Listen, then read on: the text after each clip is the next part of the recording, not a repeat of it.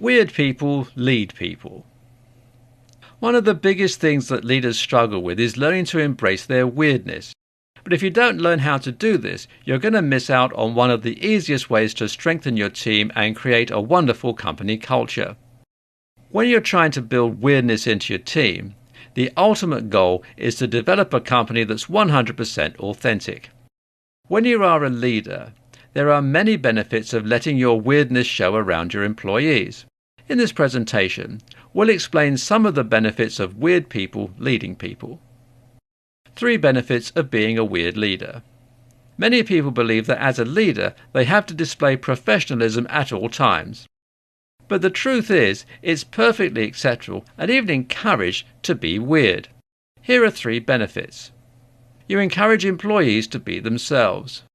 When you're building your team, you may find that some of your new hires are nervous about meeting everyone. The best way to get them to open up is to share an embarrassing story about yourself during a company-wide meeting.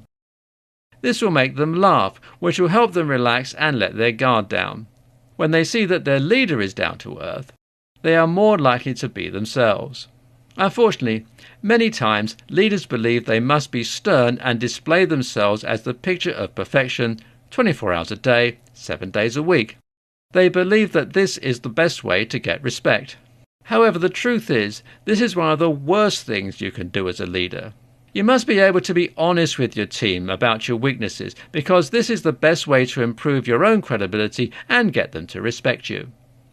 There's no one that wants to work for a leader that seems fake. After all, you wouldn't want your employees to be fake, would you?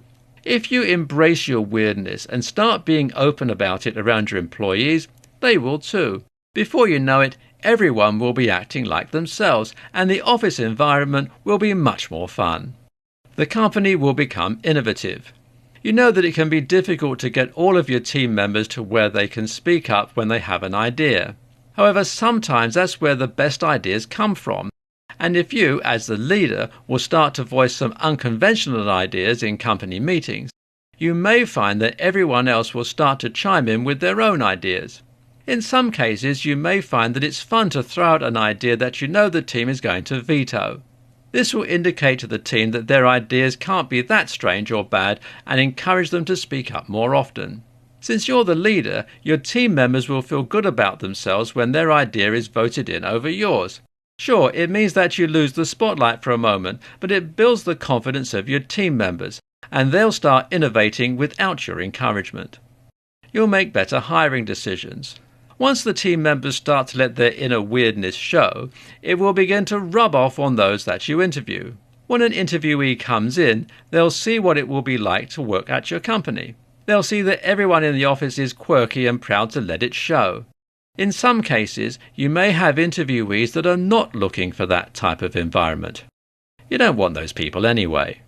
Start the interview by having a few fun and unique questions. Then gradually ease them into the weirdness by inviting them to a company social. At the social, be authentic and share some embarrassing stories about yourself. When this is over, you and the applicant will know whether or not they're a good fit. Conclusion. Leaders tend to struggle with letting their weirdness show, or, as some people put it, letting their freak flag fly. However, the truth is, a little weirdness or a few quirks can't be a bad thing.